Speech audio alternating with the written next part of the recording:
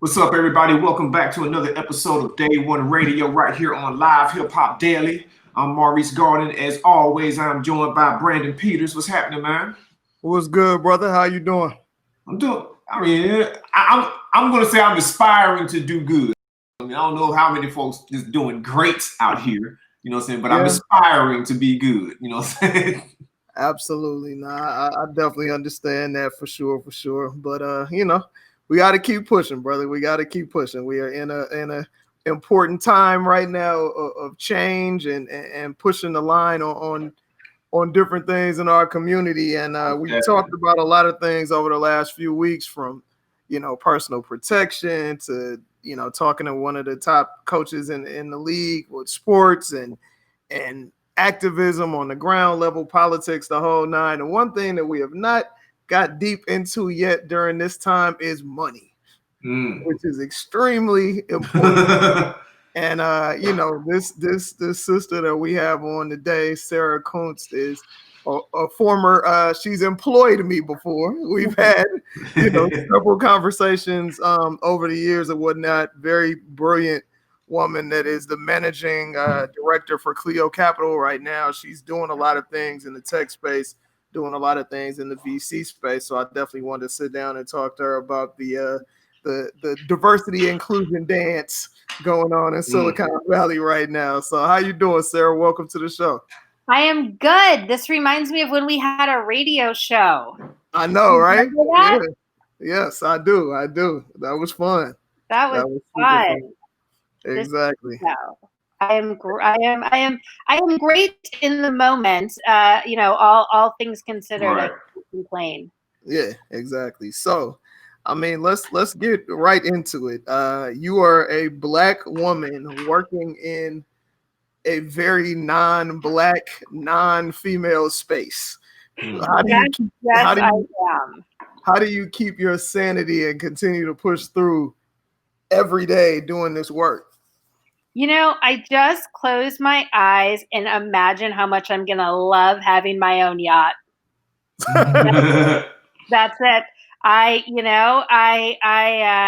might have one. What is it? Kanye said, I only like green faces. We didn't know how true that was of him at the time, but I just keep focused on the goal, and it's candidly twofold, right? One is let's make a lot of money, and the other is let's make it easier for people who look like me, who look like us, to make money, and that doesn't happen without people stepping up and saying, I'll be honest, I didn't realize how little diversity there was in the tech industry, in venture capital, before I got into it. But by the time I realized I was in the industry and I was good at it, and I was well connected enough to figure out a way to stay, and so I decided, I'm going to do this. I'm going to try to change things here and get really rich while doing it, hopefully. So, Sarah, like, we hear that term diversity all the time. Like, we hear diversity about, hell, sports, Taco Bell, anywhere. You know what I'm saying? Mm-hmm. But what does that mean in the tech sector, and why is it actually important? Because, when some people hear the term diversity, they think it just means, oh, they should hire more Black people just because, you know what I'm saying, or something like that. But what does diversity actually mean, and what are the benefits of like having that in the tech sector or any, kind of like high level entrepreneurship type thing? Yeah, I mean, the most important thing, right, that investors need to keep in mind is that, the data shows that diversity drives better returns, and that when you have more diverse people at an investment fund, you make more money. And my only job, right, it's in my title, I am a venture capitalist. My only job is to invest in ventures to make more capital. So if there's a cheat code to that, right, if having more diverse investors is going to make it so that I can make more money, I'm not doing my job if I don't do that. Right. So, of course, there are amazing people everywhere. And of course, there's so many things wrong with our world in terms of how, people of color, particularly Black people, have been treated, especially in this country. But like, even leaving all of that aside for a minute, if you are greedy, you should want more diversity around the table, right? If you are more racist than you are capitalist, like you shouldn't be in this industry. right? If you're racist, you shouldn't be in this industry, period. But like, it's your job to be a capitalist. No one's paying you to be a racist. Do that on your own time. Mm. I heard that. All right. So let's get into kind of the nuts and bolts of this. Now, from the last stats that I saw, 77% of founders in that business are white. Mm-hmm. And I would venture to say a large majority of that 77% are men. Mm-hmm. How, obviously, everything starts somewhere. How does that change? You know, the good news about tech, right, is that things change really, really fast, right? The iPhone has been let out for 12 years. Facebook has been around, you know, just a little bit longer than that. You know, name something, right, that we use, right? A platform, an app, anything that we use in our day-to-day lives now. And it's probably, you know, not old enough to drive, right? And so when you think about how quickly change happens in this industry, the good news is that, you know, it's not an industry where it's going to take 20 years. It's an industry where, you know, if even today, if you're a big investor and you say, oh my gosh, I have never invested in a Black founder, and you reach out to your network and you meet with 20 Black founders and you write, you know, $1 million, $2 million check to one of those founders, right? That might happen in a month or two. And then if, you know, once they have capital, as they start to scale and you know, their business is killing it, then, you know, they come back to you and you give them $5 or $10 million more dollars, right? All of a sudden they're building a real company, and 5 years from now, you know, they could sell that company for $1 billion, $2 billion. And one, you know, if you put money into a Black founder, you know, you're far more likely that they're going to hire more diverse people around them. And then you're creating real wealth, and you're also, you know, changing how products are built, right? Like a story that I tell friends, which is like super gross when you think about it, but I'm sure we've all had this experience, is a lot of times when you go into like a public bathroom, like at an airport, and they have like the automatic soap thing, it can't always read, the laser can't always read. Yeah. Right? Those things are racist. Well, like, that's a problem, right? One, like during COVID, do you really want to be racist and not have people, you know, washing their hands because they can't get soap?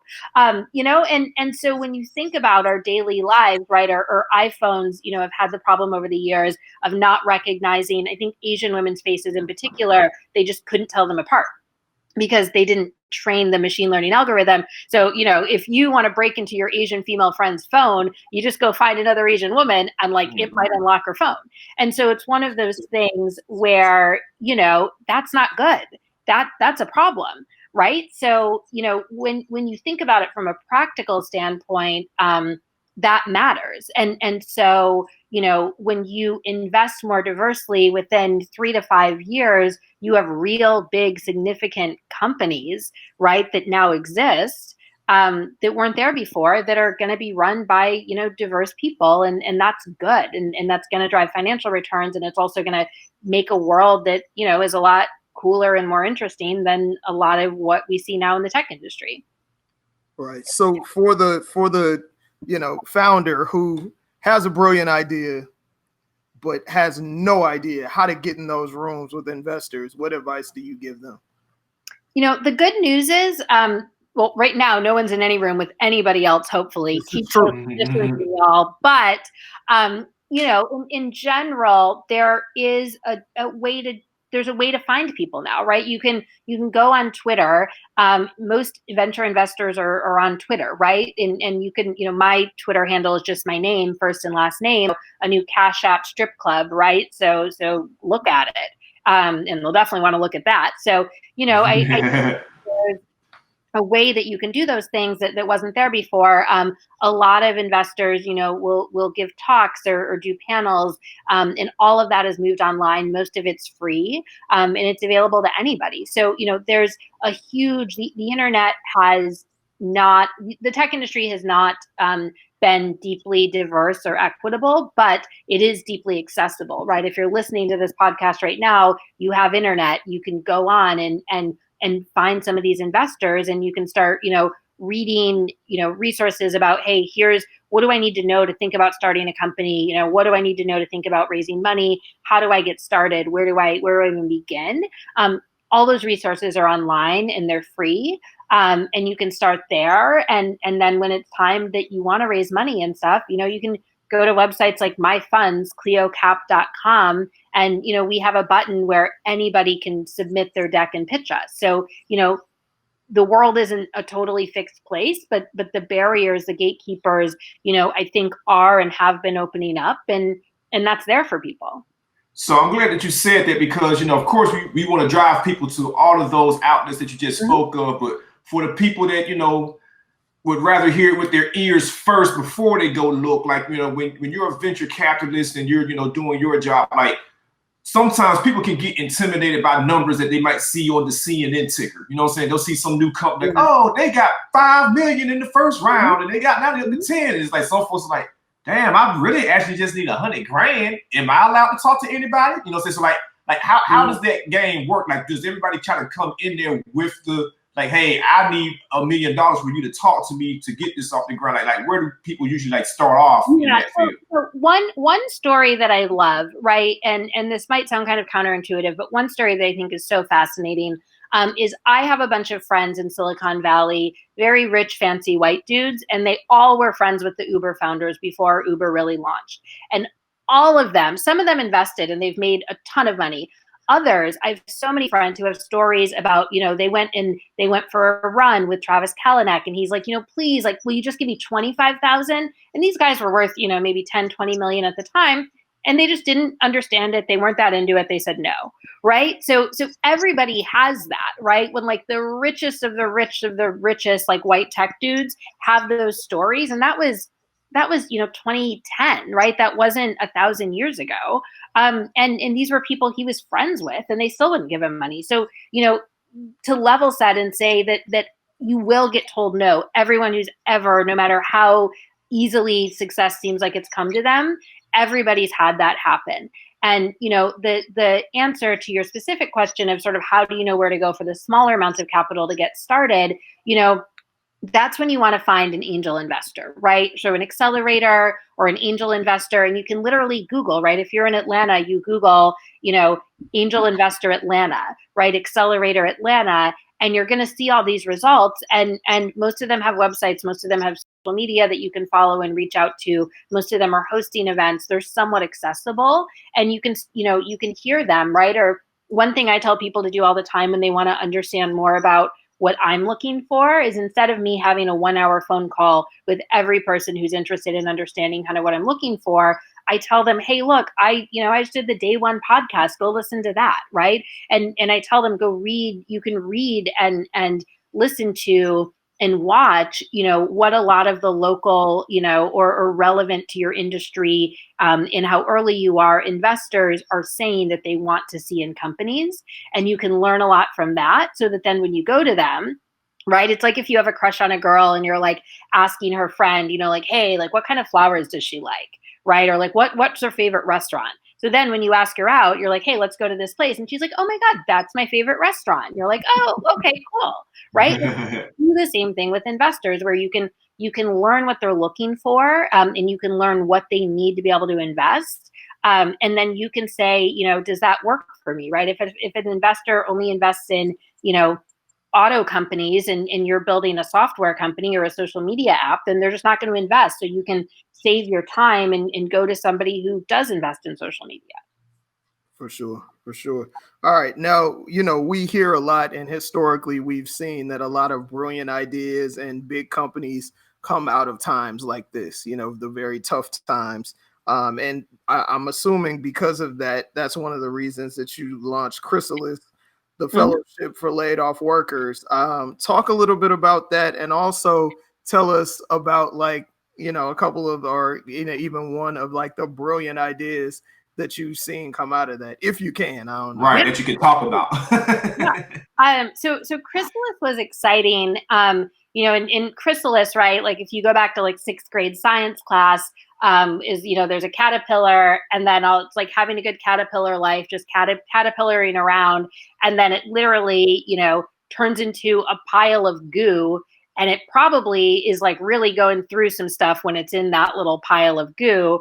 And then all of a sudden one day it wakes up and it's a butterfly, right? And most of us would rather, you know, fly around from flower to flower rather than crawl around on the ground. So, you know, we look at it and we're like, oh, it's way better to be a butterfly. But the caterpillar doesn't know that. It's just a giant pile of goo that's probably very concerned about what comes next, right? I'm not sure how sentient caterpillars are, but this would be my guess. So, you know, the program that we did was sort of modeled on that, which is to say, you know, March and April, well, every month of this year feels like it's been the worst month ever, but March and April of this year, you know, were really hard. You know, millions of people getting laid off. There was like a 1 week window where over 30,000 people at startups got laid off all in 1 week, right, out of nowhere, because of the shutdowns and coronavirus related economic slowdown. And so as that was happening, you know, all these people who beforehand would have been impossible to hire because they were, you know, inside of these big fancy companies and you know, they were making a good living, they were happy, they liked their coworkers, you know, everything was good. All of a sudden there's this opportunity where nothing was good. And so, you know, instead of them being able to kind of keep it moving the way they had been, they were looking around going, oh my gosh, I am now a pile of goo. Like, what do I do? And so our thought behind that in launching this Chrysalis Fellowship, you know, was we can't, you know, give all these people stimulus checks. We can't, you know, find all these people jobs.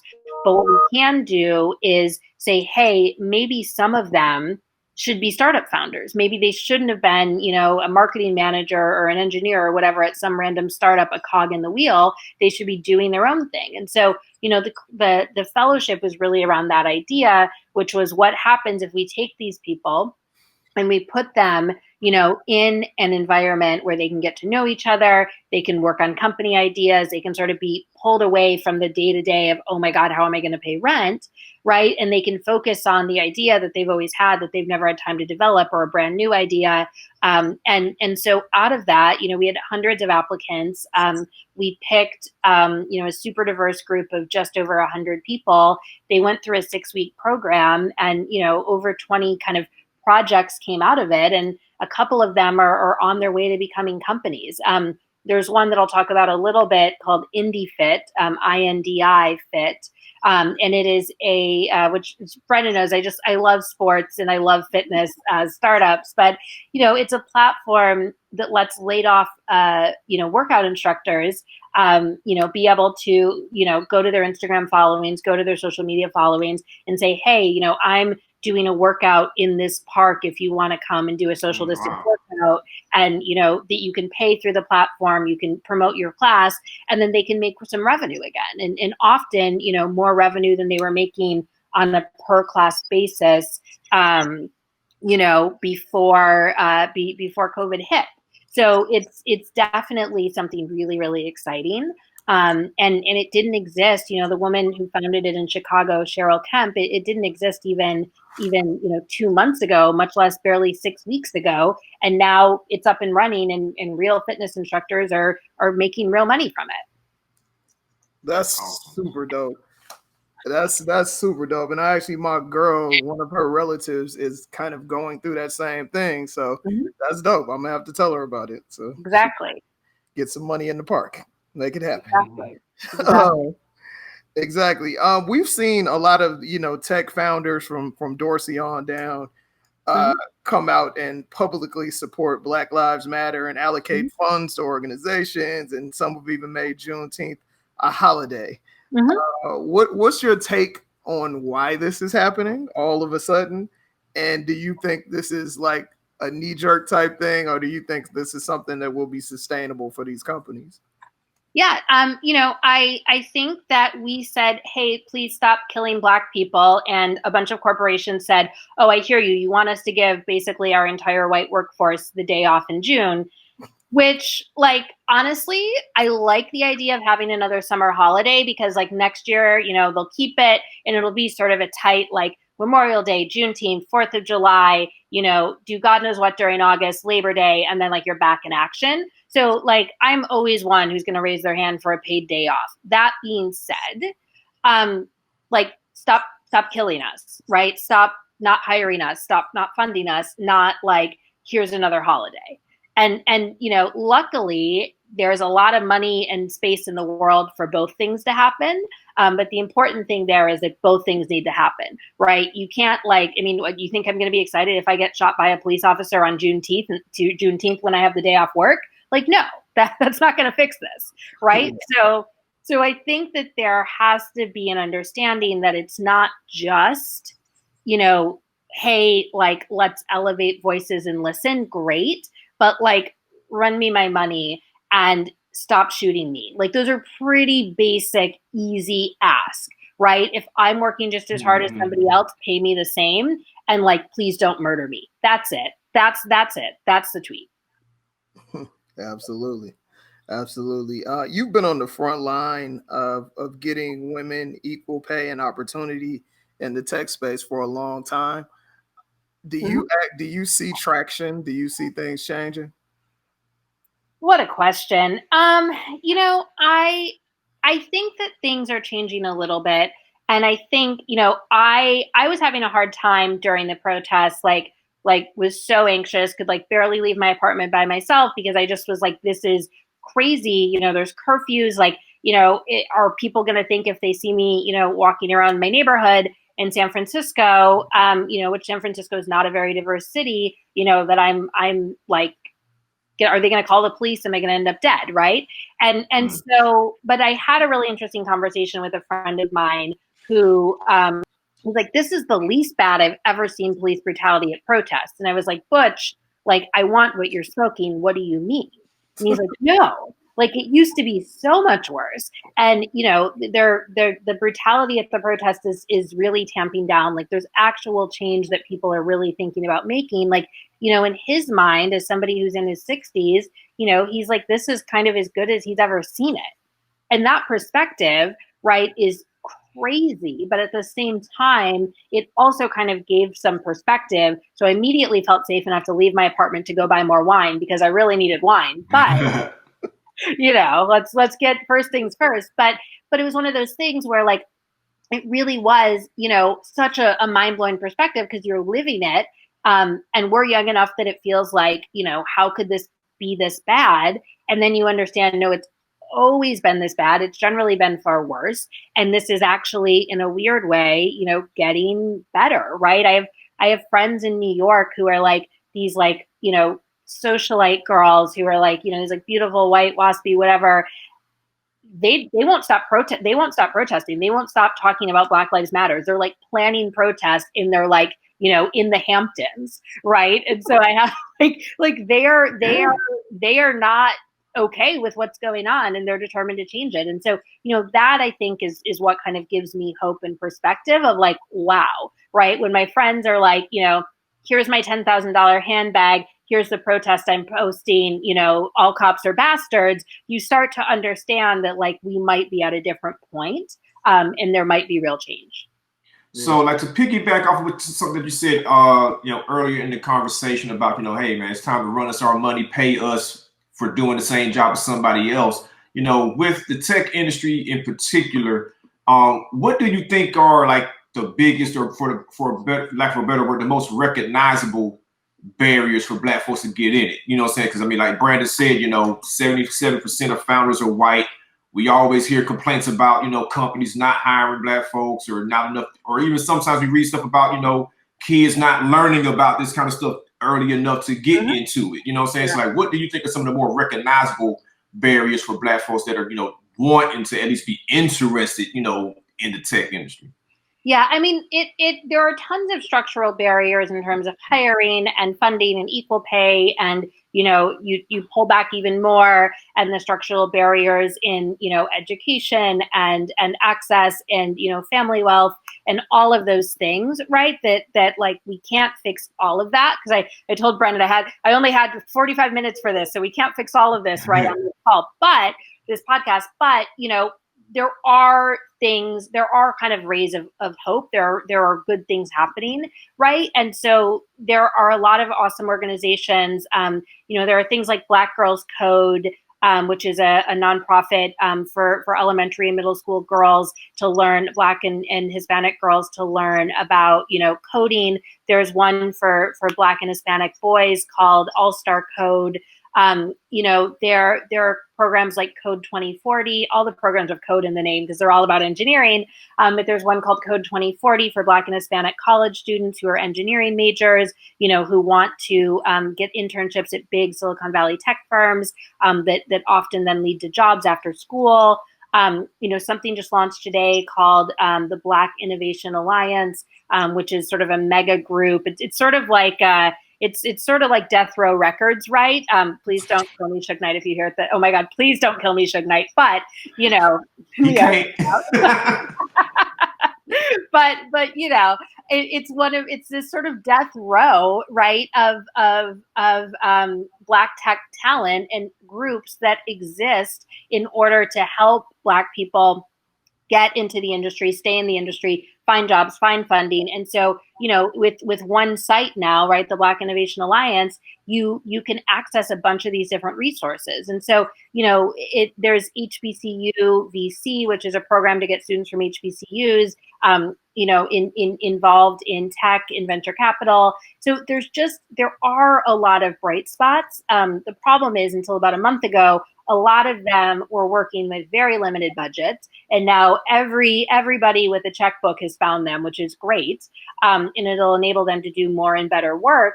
And I also think, on the flip side, everybody with a checkbook, before this, I was on a call with one of the biggest Silicon Valley venture capital funds, right? They manage billions and billions of dollars, and they're asking me, like, hey, Sarah, like, how do we find more Black people to hire? How do we find more Black people for our boards? How do we find more Black people to invest in? And I'm like, oh, I have the Black people, and you've known me for years. You've just never asked, right.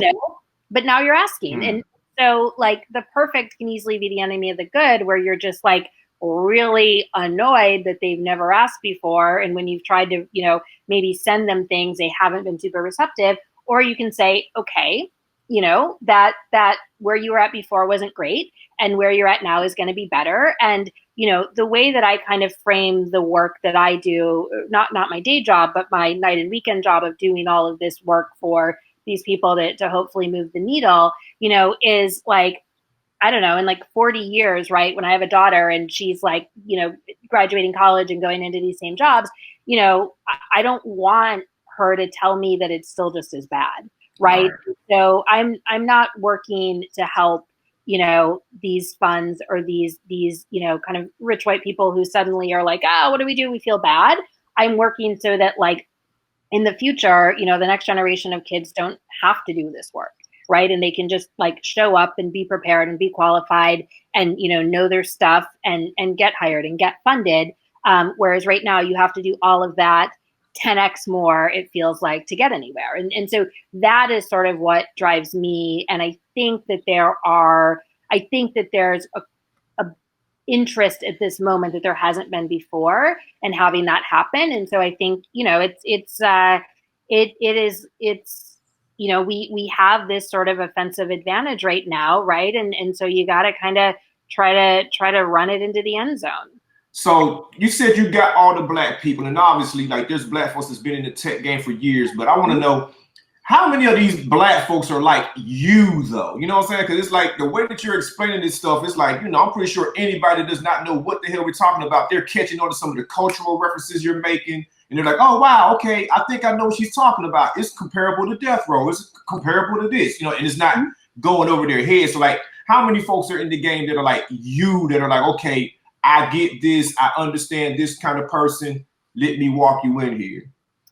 I think that Brendan will tell you that I am very much one of a kind. But yeah, that's true.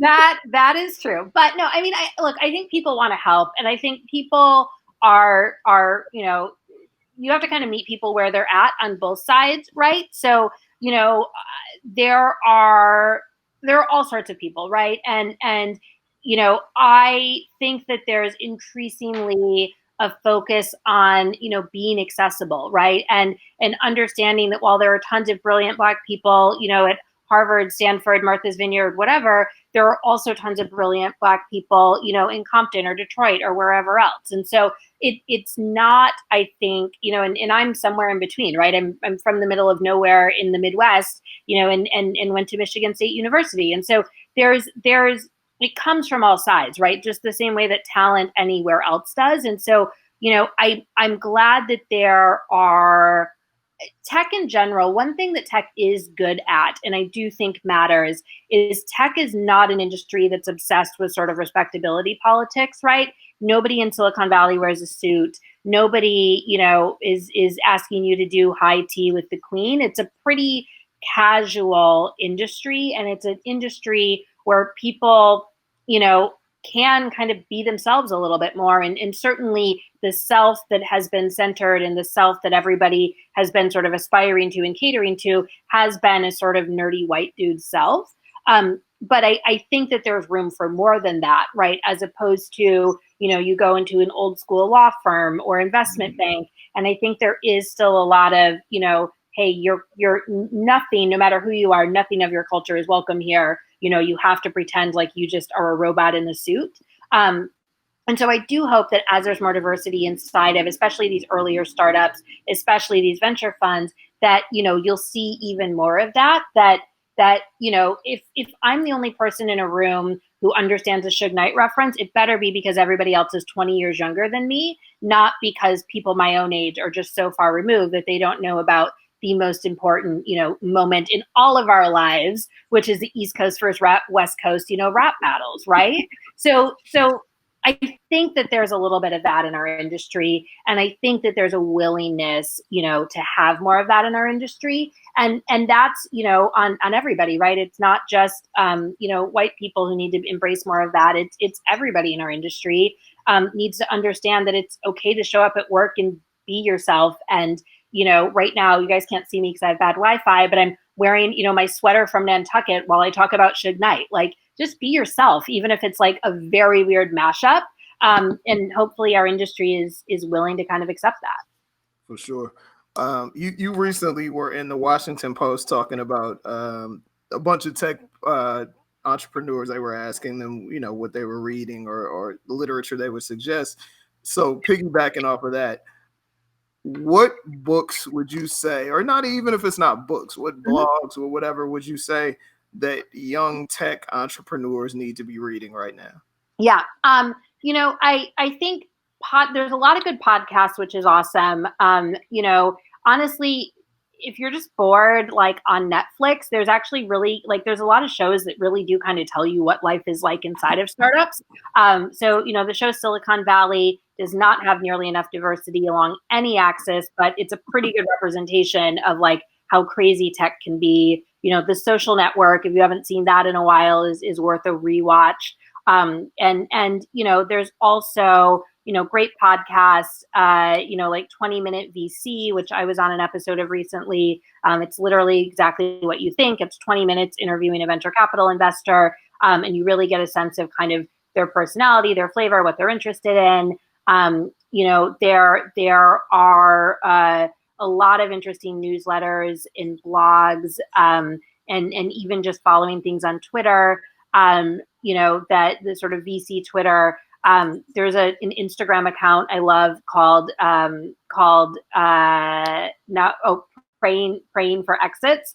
And it's like a VC, kind of humor Instagram, but it's really based on real things happening in our industry. So, learning about an industry doesn't have to feel like work, right? And I think we know that, like, Brendan, you've had a great career in the sports world, and I don't think that, that watching, the Michael Jordan documentary feels like work to you, right? It actually, I haven't asked your feelings about that, so maybe we're in uncharted territory. But it should feel like fun, and you can do that in this industry as well. So all of that stuff, and just like read stuff constantly.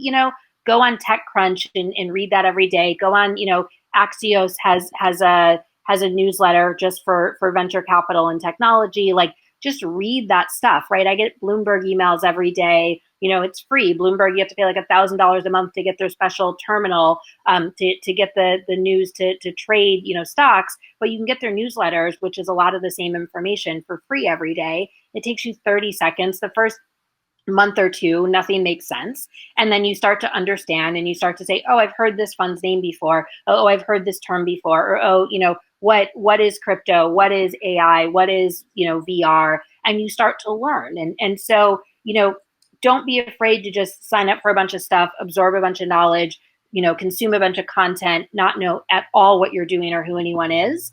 And then just learn from there, right? A lot of people are on Instagram or TikTok or Twitter. Like, great, those are multi-billion-dollar companies. So spend your time, reading about them, right? Every app on your phone, Google, that app's name plus founder or startup, and read a couple articles about it. Because if you use TikTok for, 12 hours a day because you're sort of depressed on a Saturday night, like somebody on this podcast might have done the other day, then, you understand what's going on with their investing.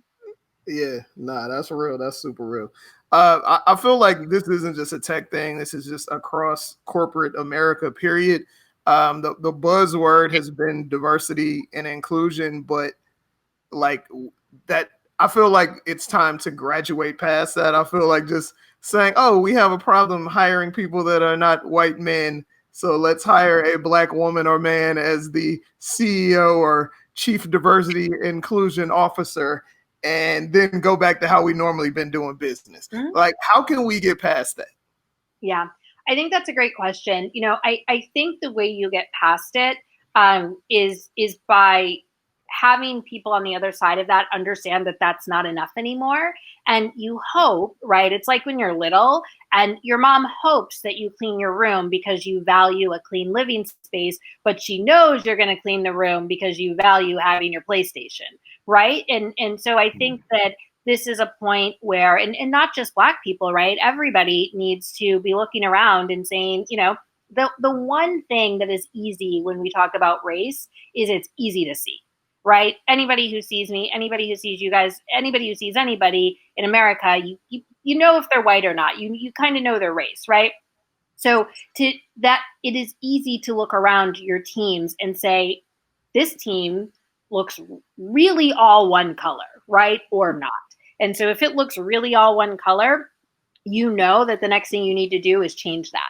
And so, when you take on that responsibility, even if you're, an intern, right? And they're saying, hey, can you make some suggestions of people we should have on our podcast? Or can you make some suggestions of people that we should look at for, to hire for an open role?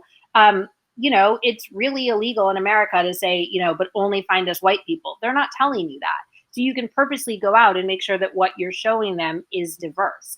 And that's internal all the way up to the board level. And if you're a customer, right? If you're a customer of a brand, and I think we've seen a lot of this in the past few weeks, especially on Instagram, brands are getting canceled. Brands are getting in serious trouble if they're not making changes. A friend of mine, Aurora James, she launched an awesome effort called the 15% Pledge that says, it's aimed at retailers to get them to have 15%, which is about, the percentage of population that Black people are in America. 15% they want, of their products to be sold, to be, made by Black people. And so that's a really effective pledge that she started. Kind of just talking about it, thinking about it. Now Sephora has agreed to do that, right? And so that's huge. And it's just one person saying, I want to do this. And, she's brilliant. She's very well connected in the fashion world where she has a fashion brand. But, she's still just one person. And she said that. And then a bunch of other people stepped up to support her and said, absolutely. And, people were commenting on Sephora's Instagram post saying, when are you going to start stocking more Black brands? And Sephora is not dumb, and they understand exactly how much of their business is driven, by women of color and, candidly by white women who are sick of this too. And so they said, of course we're willing to do it. Right. And it's not like they have to go out and start brands from scratch. The brands are already there. Sephora just hadn't made it a priority, and now they are. Right. Absolutely. So before we get out of here, I got to ask you a sports question. You are a very, very proud MSU Spartan grad, alumni, for sure. So lately, we've been seeing, we saw the Coach K video, we saw Alabama, we've seen all these major D1 programs come out and talk about how Black Lives Matter and all of that stuff. And clearly it's because the HBCU recruitment conversation has been front page news for a minute.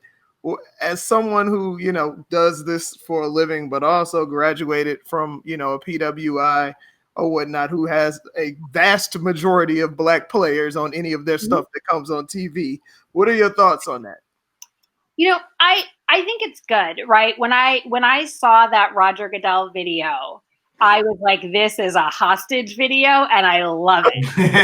Like, he's sitting there, like, it is a hostage video. And you know what? It is about time. And so, I think it's good. I think that you can't, I don't like racism. There's a groundbreaking thought. But I will say that I think there's something particularly horrifying about industries that are deeply benefiting from the labor of Black people who are not, standing with them and who are not, investing in them and hiring and promoting. And, in the sports world, that tends to be, why is it that 60% of the NFL, I think, or 60% plus of the NFL is Black, but, functionally all quarterbacks are white and functionally all head coaches are white, right? So you see this, and it's even more insidious than in a career like, I don't know, what's the whitest career in the world? Like golf club manufacturers, right? Like, I don't know how down with the cause they are, but like, they're not getting a ton of their dollars from the Black industry, from the Black community either, right? So when you have industries like sports that literally could not exist, right, in the way that we know them and as the money-making machines that they are without Black talent, of course you need to be loudly affirming that. And, some of us, like Colin Kaepernick, have been saying that for a long time and nobody listened. And now they're having to listen. And I think that it's going to be one of those things where, now that people have had to listen, and candidly, now that the Black people on the other side are seeing like, oh, I can raise my hand, I can make these demands, I can demand to be treated like a human, right? And nothing bad happens and people do it.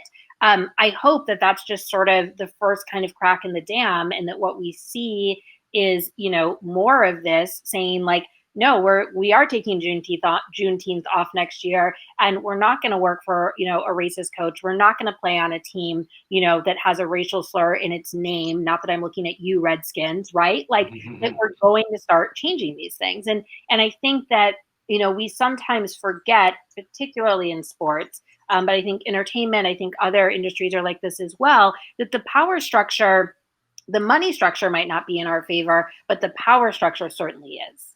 And when you remember that, and you remember, right, like if we all go on strike, not me, I'm actually not in the NFL. A lot of people think I play, but when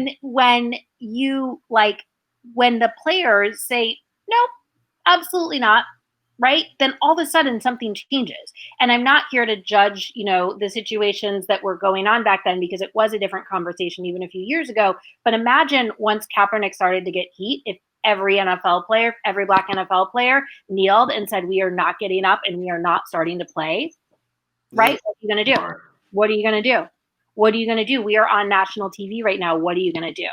We will not play in the Super Bowl. What are you going to do? Because yes, they can replace like a third string defensive lineman, which by the way is probably a white dude. But what they can't do, right, is replace, the starting lineup, right? They can't replace like the NBA. What are they going to do? If every Black person in the NBA said, we're not going to play until you do X, Y, Z, Adam Silver is going to be releasing his own hostage video. Yeah, that's real. I'm a fan of kidnapping and hostage situations. Just saying that. The FBI listens to us. Right. We know. Fed's taking pictures for sure. Exactly. Fred Hampton. I'm doing it for him. Exactly. Sarah, thank you. We appreciate you. Yes. Thank you for giving all the game. And all the stuff that I'm doing, the stuff I'm working on. It's also a great opportunity for me to highlight and elevate other awesome Black people in the tech industry and initiatives that, if you're thinking about breaking into tech, either working in tech or starting a company, great place to kind of start to get your toes wet. And then, my website, cleocap.com, CLEOCAP.com, is just a great place for being able to kind of see the companies I've invested in, to be able, if you're ready to kind of pitch, submit your pitch deck, anybody can do that there, no matter where you're from or where you're at. So come find me all over the internet and tell me that Day One sent you. Absolutely. And you owe me a virtual visit to Hip Hop Trivia now that we're doing it online. So I will be sending you. Anytime. I am there, and I will not do well, and I am embarrassed about that, but I am all there. good. It's all about having fun. So once again, we appreciate you. Thank you guys for listening. Thank you guys for watching. Make sure you follow us on DAY, the #1 radio, and we'll see you next week with another dope show. Peace. All right, so we should be clear.